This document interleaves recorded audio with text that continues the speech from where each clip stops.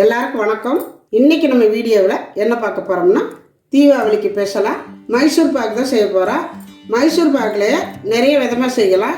இன்றைக்கி நான் நெய் மைசூர் பாக் தான் செய்ய போகிறேன். அதுக்கு தேவையான பொருட்கள் எடுத்து வச்சுருக்கிறேன். எந்த கப்பில் எடுக்கிறீங்களோ அந்த கப்பில் எல்லாம் மெஷர்மெண்ட் எடுத்துக்கோங்க. 1 கப்பு கடலை மாவு எடுத்து வச்சுருக்கிறேன். 1 கப்பு கடலை மாவுக்கு 1.5 கப்பு சர்க்கரை எடுக்கணும். நான் 1 கப்பு எடுத்து வச்சுருக்கிறேன். 1/2 கப்பு நான் அப்புறம் போடும்பொழுது காட்டுறேன். நெய் 1 கப்பு எடுத்து வச்சுருக்கிறேன். 3/4 கப்பு சன்ஃப்ளவர் ஆயில் எடுத்து வச்சுருக்கிறேன். இவ்வளவு தான் இதுக்கு தேவையான பொருட்கள். ரொம்ப ஈஸியாக குயிக்காக செஞ்சிடலாம். இப்போ ஃபஸ்ட்டு நம்ம எந்த ட்ரையில் ஊற்றி வைக்கிறோமோ அந்த ட்ரையில் ஃபஸ்ட்டு நெய்யை தடவி வச்சுக்கோங்க. நல்லா தடவிக்கோங்க. நான் இந்த ட்ரையில் தான் நான் மைசூர் பாக் ஊற்றி வைக்க போகிறேன். அதனால் இதில் நெய் தடவி வச்சுருக்கிறேன். இப்போ இது இருக்கட்டும். இப்போ நான் வடைச்சட்டி அடுப்பில் வச்சுருக்கிறேன். நம்ம எடுத்து வச்சுருக்கிற இந்த கடலை மாவை லைட்டாக வறுக்கணும். இப்போ வறுத்துக்கலாம். அடுப்பை குறைச்சி வச்சுக்கோங்க. குறைச்சி வச்சுக்கிட்டு வறுத்துக்கோங்க, கறி போயிடாமல். நல்லா சூடு ஏறணும். அதே சமயத்தில் நல்ல வாசம் வரணும். வாசம் வர டயத்தில் இறக்கிக்கிட்டால் போதும். அடுப்பை நல்லா ஸ்லோவிலே வச்சுக்கோங்க. பாருங்கள், இப்போ ஓரளவு நல்லா வறுபட்டுருச்சு. தொட முடியாத அளவுக்கு நல்லா சூடாக இருக்குது. இந்த பச்சை வாசமெல்லாம் போயிடுச்சு. இப்போ இதை இறக்கி வேறு ஒரு பாத்திரத்தில் போட்டு சளிச்சுக்கலாம்.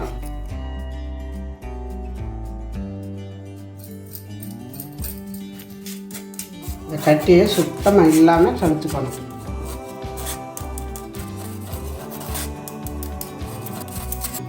இப்போ வடைச்சட்டி அடுப்பில் வச்சுருக்கிறேன். நம்ம எடுத்து வச்சுருக்கிற இந்த நெய், அப்புறம் ஆயில் ரெண்டையும் ஓரளவு சூடானால் போதும்.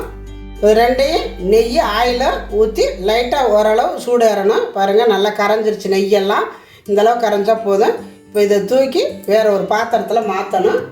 இப்போ நெய் எண்ணெயும் காய வச்சோடனே ஒரு பாத்திரத்தில் மாற்றிக்கிறேன். இப்போ அதே வடைச்சட்டியில் நம்ம சர்க்கரையை சேர்த்துக்கலாம். பாவு காய்ச்சணும். 1.5 கப்பு சர்க்கரை இதை சேர்த்துட்டு 1.5 கப்புக்கு 1/2 கப்பு தண்ணி எடுத்துருக்கிறேன். இப்போ அதை சேர்த்துக்கலாம்.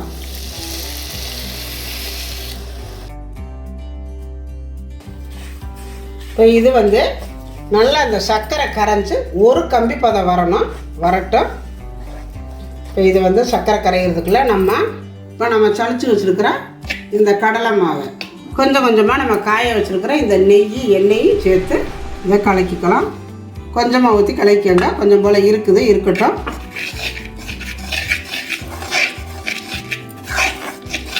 இன்னும் கொஞ்சம் நெய் விட்டுக்கலாம். நெய் எண்ணெய் இந்த மாதிரி நல்லா கட்டி இல்லாமல் கலக்கிக்கணும்.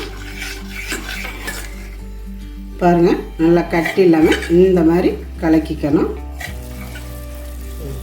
இப்போ சர்க்கரை நல்லா கரைஞ்சி நல்லா கொதி வருது. கொதி வரட்டும்.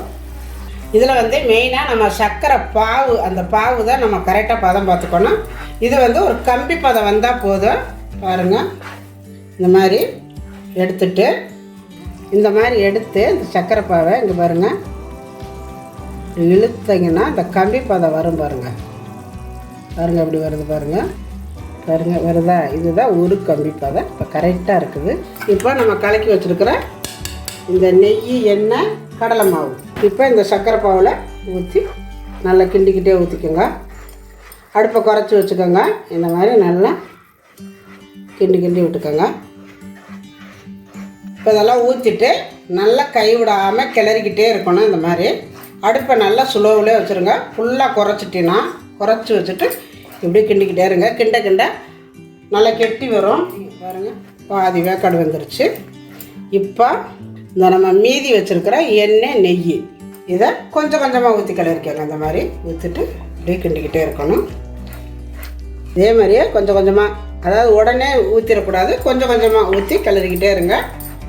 அடுப்பை நல்லா குறைச்சி வச்சுட்டு இது பக்குவம் இதெல்லாம் நல்லா சேர்ந்ததுக்கப்புறம் இந்த எண்ணெய் நெய் மாவு எல்லாம் ஒன்றா சேர்ந்ததுக்கப்புறம், அதாவது ஒரு நுரை விட்ட மாதிரி வரும் பாருங்கள். அந்த டைம் தான் இறக்கணும். பாருங்கள், இப்போ தான் வருது, நுரைச்சிக்கிட்டு வருது. பாருங்கள், மீதி இருக்கிற நெய்யும் ஊற்றியாச்சு. பாருங்கள், இப்போ பாருங்கள் எப்படி ஒரு நல்ல நுரை விட்டு வருது. பாருங்கள், இந்த மாதிரி வரணும். பாருங்கள் எப்படி நல்லா நுரை தெரியுதுங்களா? இந்த மாதிரி வரணும். இப்படி வந்தால் தான் அது நல்லா பக்குவம் வந்துருச்சுன்னு அர்த்தம். அதாவது சர்க்கரை பாவு காய்ச்சிட்டு மாவை போட்டு நம்ம கிண்டையில் 5 நிமிஷம் தான் ரெடி ஆயிரும். அவ்வளோதாங்க. இப்போ நம்ம அடுப்பை ஆஃப் பண்ணிக்கலாம். ஆஃப் பண்ணிவிட்டு நம்ம நெய்யை தடவி வச்சுருக்கிறோம்ல பிளேட்டு, இப்போ அதில் விட்டுக்கலாம். இந்த பிளேட்டில் விட்டுக்கலாம்.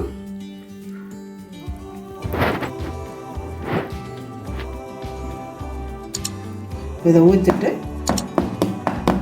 நல்லா இந்த மாதிரி தட்டி விட்டுருங்க. அது நல்லா கெட்டியாக வரணும். இப்போ 1 மணி நேரம் இப்படியே இருக்கட்டும், நான் காட்டுறேன் உங்கள்கிட்ட. அப்புறம்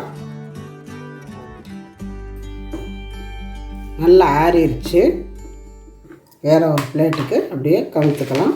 கவுத்துட்டு தட்டினா விழுந்துடும். பாருங்கள் எவ்வளோ அழகாக வந்திருக்குன்னு.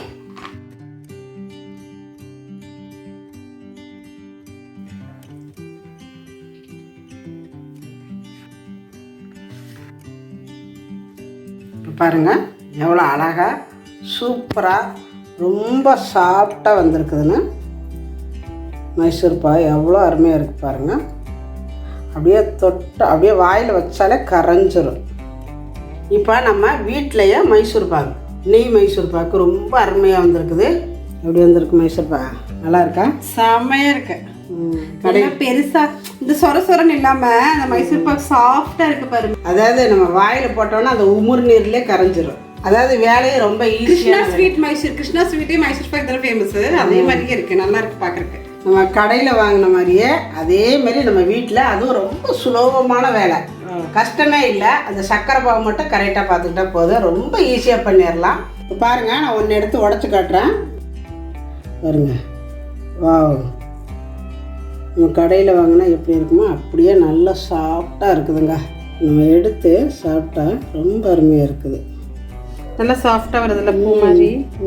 கண்டிப்பாக இந்த தீபாவளிக்கு நீங்கள் செஞ்சு பாருங்கள். செஞ்சு பார்த்துட்டு எப்படி வந்துச்சு அப்படிங்கிறத எனக்கு கமெண்டில் சொல்லுங்கள்.